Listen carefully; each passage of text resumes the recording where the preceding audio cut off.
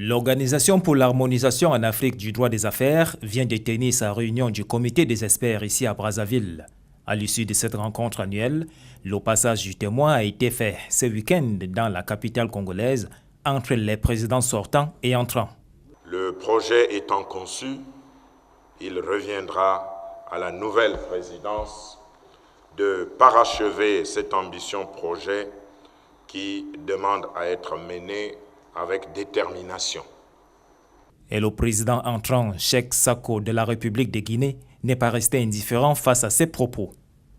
Je réitère mes sincères remerciements au président du Conseil des ministres sortant, mon ami et frère Pierre Mabiala, encore une fois, pour l'accueil chaleureux et hautement fraternel, ainsi que toute l'attention dont nous avons pu bénéficier lors de notre séjour en terre africaine du Congo.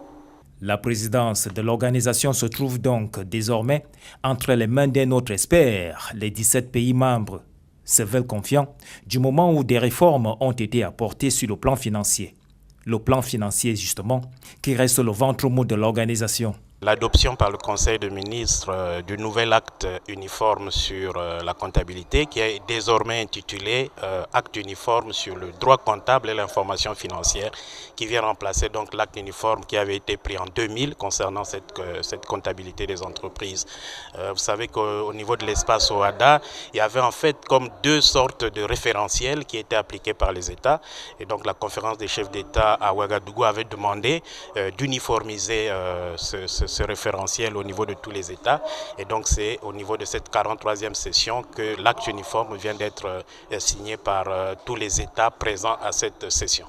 Après avoir dirigé avec succès les rênes de l'OHADA pendant une année, la République du Congo vient donc de passer le témoin à la Guinée. Et le comité des experts des 17 pays membres de l'OHADA se veut rassurant quant au bon fonctionnement de l'organisation.